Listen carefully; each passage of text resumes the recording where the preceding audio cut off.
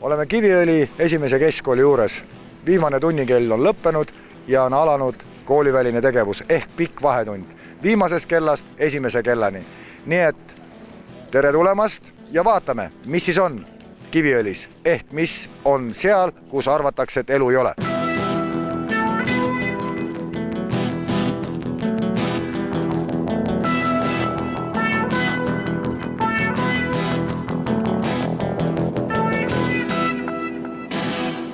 Kelleks sa saada tahad? Näitlejaks. Näitlejaks. Aga sina? Politseinikuks. Aga sina? Politseinik. Aga sina? Ehitajaks. Ehitajaks. Aga sina? Ehitajaks. Ehitajaks. Aga sina? Loomade hoolitsejaks. Kelleks? Loomade hoolitsejaks. Kui palju teil lapsi on, noori tähendab, kuni 26 eluaastani? No, meil on praegu linnas kuskil 5300 elanikku, mis on iga aasta muidugi varatamatult millegi pärast väheneb, eks, aga kuskil 1000 ringis.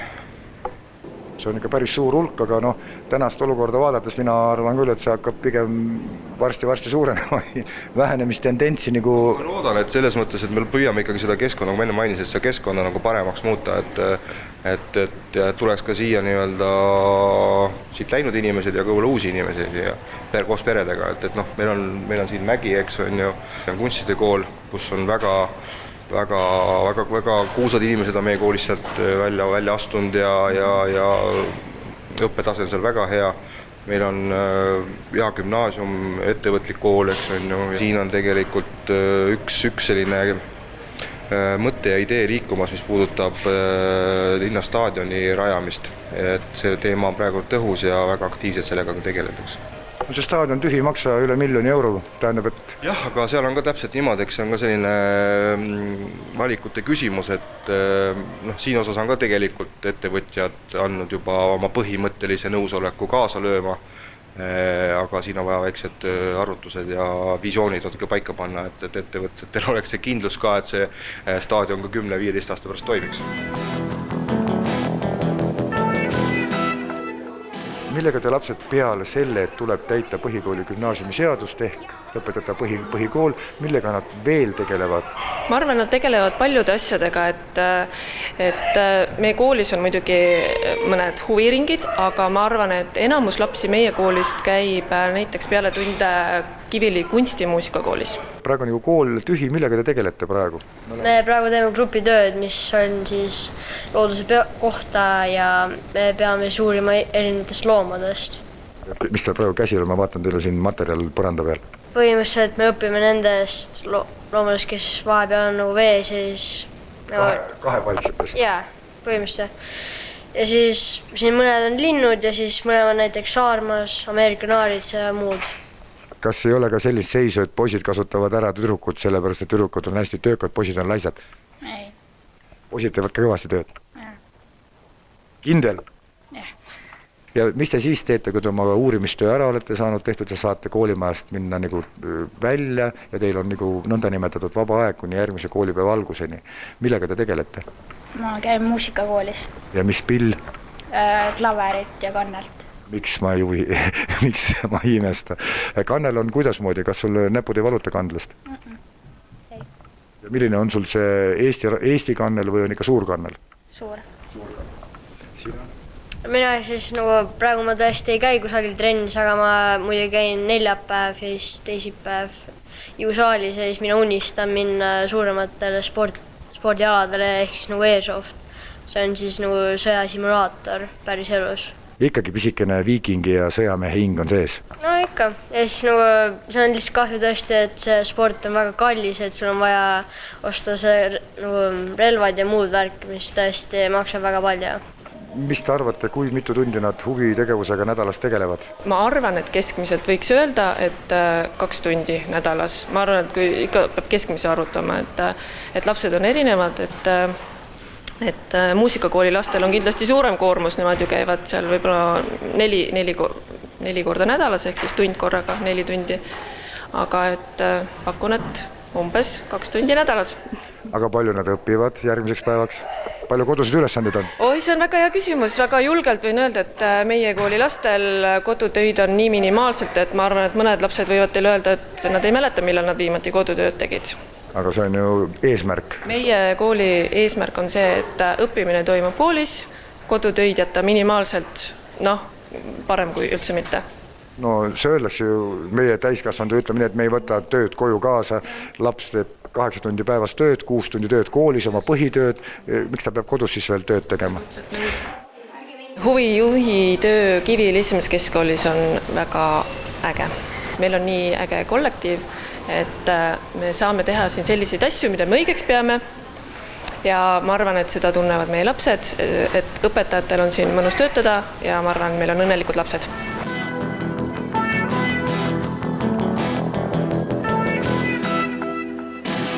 Pada, laekuvad maksud on üks. Kas seda tehakse millegi arvelt või kuskilt saadakse lisatulusid?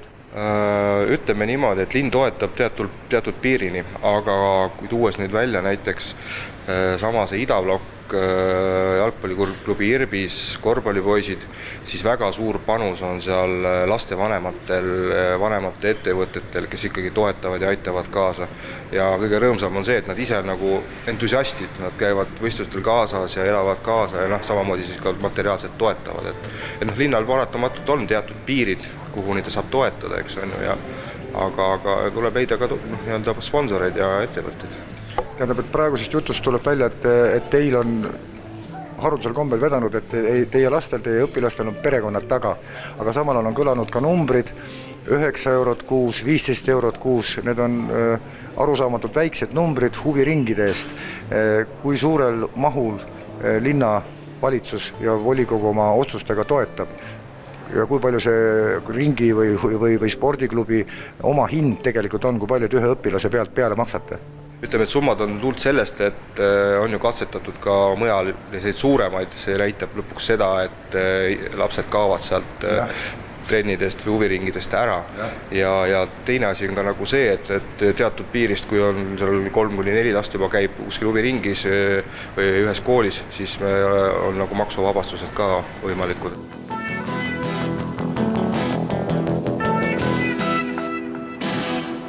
Markus, räägi, mida sa teed siis, kui sul viimane tund läbi saab, kui sul vaba aeg pihta hakkab? Lähen koju. Lähed koju, sööd kõhu täis? Ja mis sa siis teed? Mängin telefonis. Ja kui sa oled mängud ära mängid, mida sa siis teed? Lähen kunstikooli. Ja kunstikoolis, mida sa teed? Maalid, joonistad graafikat? Joonistame ja mõnikord teeme savist midagi. Aga mida sul meil kõige rohkem joonistada? Jänest. Jänest, väga hea. Ja mis sa siis teed, kui sa oled ära joonistanud? Siis antakse mõnikord uus töö. Ja kui uue tööga oled ära teinud ja õhtu käes on, mis sa siis teed? Lähen koju. Ja mis kell sa magama lähed? 9. Kell 9. Aga ma olen kuulnud ka seda, et sa käid trennis ka veel peale kauba. Mis trennis sa käid? Taekwondoos. Taekwondoos. Mis asi see on niisugune? On selline võitlusala, kus peab jalgadega lööma. Me olemegi siis praegu Kiviõli munitsipaal kunsti- ja muusikakoolis. Siin käib kuskil 220 last umbes. Aga millega nad tegelevad siin? No meil on muusikaosakond, kunstiosakond ja natuke ka tehnikat. Mis on kõige popim eriala? Gitarr, ei ole üldse kahtlustki, see on tõenäoliselt üle Eesti. No, täpselt sama põhjus oli ka mul gitarri õppeks. Üle 90% maksavad siis omavalitsused. Tähendab Kiviõli linn? No Kiviõli linn ja siis nendest omavalitsustest ka, kust teised lapsed käivad naaberomavalitsustest ka, nendel maksab siis nende omavalitsus. Ja lapsel peale pilli ostmise palju lapsevanemal tuleb tasuda? 15 eurot kuus. No ja ütleme, see kohamaks on kuskil 150 eurot nagu veel, mis siis omavalitsus juurde paneb umbes. No see sõltub aastat ja on erinevad seal need, kuidas see kohamaksu arvutamine seal täpselt, seda teevad siin linnavalitsused ja vallavalitsused seal otsustavad, mina seda ei määra. Siin praegu mõned linnad lähevad kadedusest kringliks sellise jutu peale, aga küsin nõnda, et kuidas moodi te omale õpetajaid, meistreid, kunstnikke siia saate? No ega tõenäoliselt nii nagu kõik teisedki, ega meil otseselt mõni on ise pakkuma tulnud. Ma ise arvan, et need õpilased või õpetajad, kes meil siin on, nendega ma pean tööd tegema, et mul ei ole seda võimalust, et ma võin kedagi lahti lasta ja mul on järjekord ukse taga, et seda paraku ei ole. Et ma pean töötama täpselt sellega, mis siin on ja mul ei ole mõtet midagi kritiseerida või kurta või aga ma olen rahul, selles mõttes, et kõik töötab ja toimib.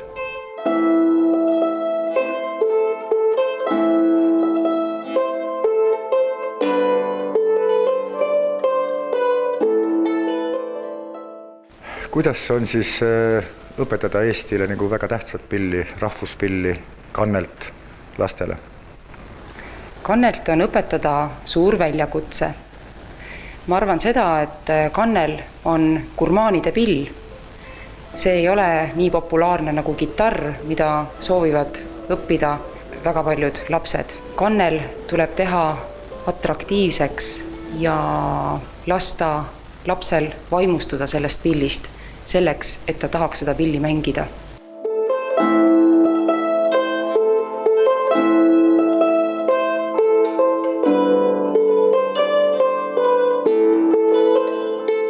Kas kui sa pilli mängid, et siis sa saad nagu pilliga rääkida ja saad rahustada, ta on nagu sinu rahusti, sinu käepikendus, hingepikendus? Ma arvan, et pill võiks ideaalis olla mängija kehaosa. Nüüd me oleme Kiviõli kunstide koolis mudellennu ringis ja oleme sattunud nagu aatomi- ja tuumafüüsika laborisse. Чем вы здесь занимаетесь? Мы здесь строим самолеты. Это значит так, что вы не используете 3D принтера, руками все делаете? Нет, ну 3D у нас CNC станок есть. Но как некоторые детали делаем из станок, но можно, конечно, все сделать на станке. Но детям надо развивать, руками работать. А вы согласны с этим, что сложность движения рук очень четко коррелирует с мозговой деятельностью? Да, согласен. Так что у вас очень мозговатые парни здесь, да? Ну, в принципе, да.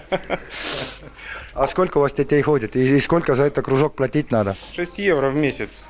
У нас, город потом компенсирует все остальное. И где-то 12 человек записанных ходят сейчас. Когда много народу, немножко сложнее. Пока всем объяснишь все это самое, а тут они бездельничать некоторые начинают. А я сейчас смотрю на ваши самолеты и спрошу, сколько медалей вы принесли из соревнований моделистов? Медалей много.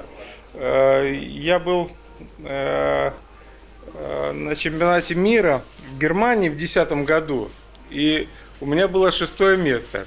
И там было 130 участников. Это ведь вообще. Это, да, это хорошо.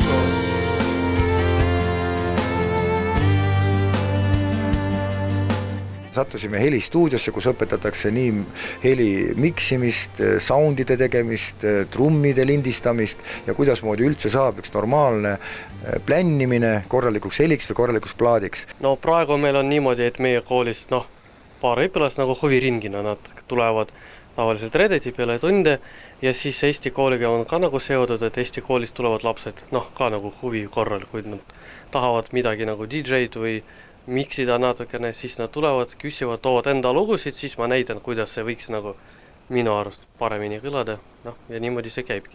No stuudiotöö on selline töö, et siin kaob ära aeg ja kuupäev. Kaua sul lapsed siin on? No tund, poolteist me teeme niimoodi. Et siis nagu kui nad tahavad ainult arvutis olla, siis me oleme ainult siin, kui nad tahavad seda nagu füüsilist asja nagu ka jagada, et siis me lähme nagu sinna ruumi, et siis meil on seal puldid, nagu analoogpuldid, suured kõlarid, siis proovime seal ka teha, et reaalmikrofonidega lindistame ja siis vaatame seda asja. Et siis see võtab aega ja juhtmed paned järgi, võtad maha, see kõik võtab ikka nagu tohutut aega.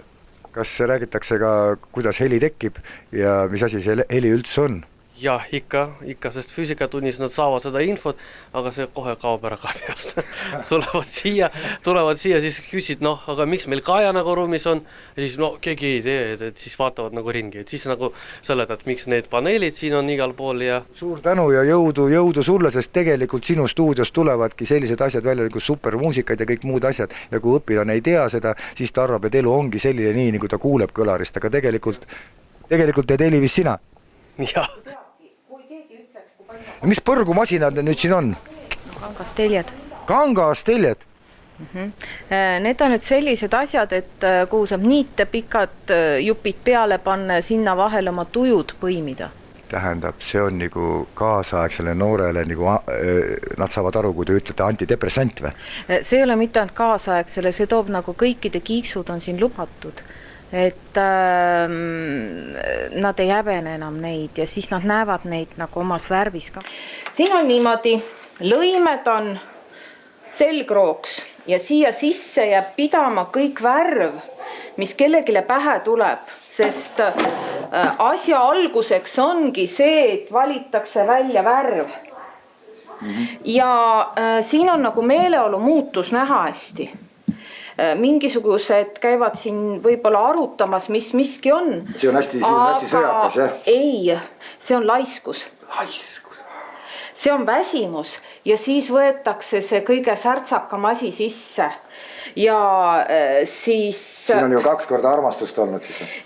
See on selline asi, selle lõnga kohta öeldakse, et see koob sind, mitte sina ei koo teda. Siin on tema kudunud, sest tema otsustas siia sellise punkti panna ja need väiksed triibud, tegemist on minu arust 8-aastase lapsega. Aga ta leidis üles ka täissiidi, ta on väga tubli materjalitundja, et ta tunnetab ära, et tegemist on selle õige asjaga. Ja samamoodi on niimoodi, et küsimus on, see on nagu triipkood, millest kes oskab, see loeb. Jah, täpselt. Aga sellest tuleb nüüd asi, sellest õmmeldakse kas endale või kellegile mingi seljariie või ese või mänguasi, mida siis kasutatakse ja ei häbeneta oma olemust. See on nagu isiksuse kaart. Jah, aga osad peidavad selle ära. No see on nõrk inimene. Ei, ta ei pruugi olla nõrk. Või häbelik. See on tema hetke olukord. Kas lapsed on rahul, kas lapsed saavad oma hingetoidu kätte, kas nad lähevad paremate inimestena siit ringist koolist koju, et järgmine päev kihvti koolipäev alustada? Ma loodan küll, et pigem nad ikkagi vist kipuvad siia rõõmuga tulema. Selgelt ära minnakse ka, see käib selle lapse arengu juurde, et mitte kõigist ei tule muusikuid, kunstnikke ja sportlasi ja nii edasi, aga ma arvan, et suurem osa ikkagi saab selle. Et meie kool ei ole seadnudki eesmärgiks, et siit peaks tulema tippmuusikuid ja tippkunstnikke, aga vaatamata selle neid siit ikkagi tuleb vaikselt.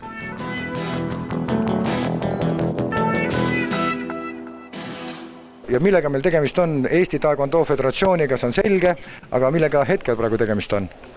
Praegu tegeleme siis Taekwondo trenniga, vanuses siis 4-5, et siis nad on eelkooliealised, kõige parem aeg, kus õpetada lastele siis baasteadmisi Taekwondost. Elementaarne liikumine.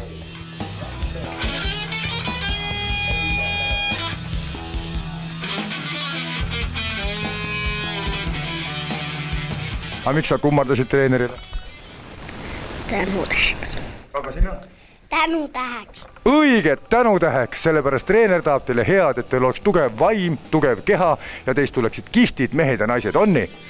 Jaa.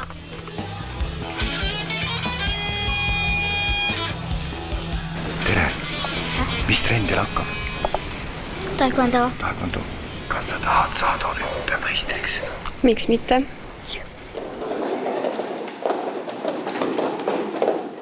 Räägi meile, mis asi on Eesti Taekwondo Föderatsioon, mis on VTF? Eesti Taekwondo VTF Föderatsioon on maailma VTF Föderatsiooni all alaliidu liige nii-öelda. Taekwondo VTF tähendab, et me oleme olümpiaala, see on World Taekwondo Federation, see koosneb siis põhimõtteliselt olümpia taekwondoos, kus on siis nii-öelda olümpiareeglid. Milline inimese vaim peab olema, et ta suudaks selliseid asju, selliseid ülekoormusi taluda? Kuidas sa seda treenid? Eks see tuleb viia nii keha kui vaim ühte, et tuleb treenida mõlemat. Tuleb saada nii vaimselt ennast platsi peal korda, tuleb olla füüsiliselt piisavalt heas konditsioonis, et minna ja võistelda ja esikohtade peale. No kuidas seda nüüd rääkida, siin käivad jutud, et idamaine filosoofia põhjamaisest mehe ja naise peas. Kuidas sina seda tõlgendad? Kindlasti nagu enesekontroll on see kõige tähtsam, et ka kõige raskematel hetketel sa pead suutma ennast kokku võtta ja andma endast kõike, et see on, ma arvan, üks peamiseid asju, mis peab olema inimesel. et enne sa kasvatad inimese vaimu, siis annad talle kätte relvad. Muidugi. Edu sulle ja murra lahti need olümpiarõngad. Ei tahtnud. Mis ajab noort ja kihti meest 24/7 ja 365 päeva aastas praktiliselt tasuta altruistikule tööle, mis see on? No eks see ole ikka rohkem laste pärast ja eestähtis kõigepealt oleks enda laps ja siis kõik lapsed, kes meil siin kohalikud on.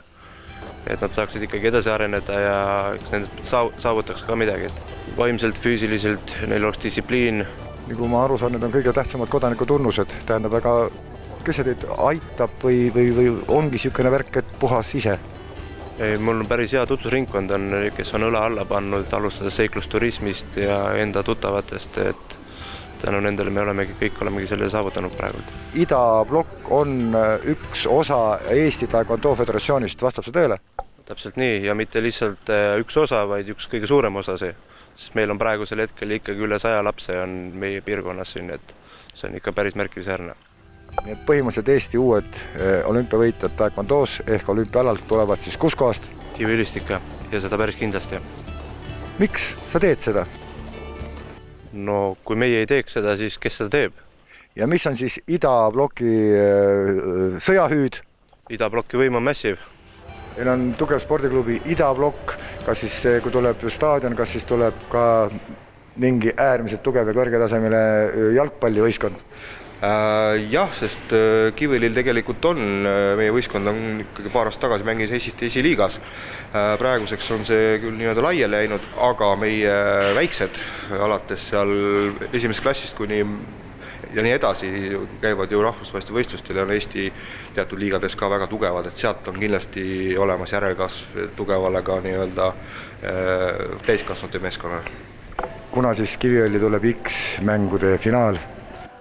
Seda on nüüd küll raske öelda, et kuna see nüüd tuleb, aga noh, neve sai neve, eks on ju, sest et noh, Kelly tegelikult siin meil seda parki ju avamas käis, et tal on oma nii-öelda need rajad selged, et aga jah, ei tea, kunagi võib äkki tuleb.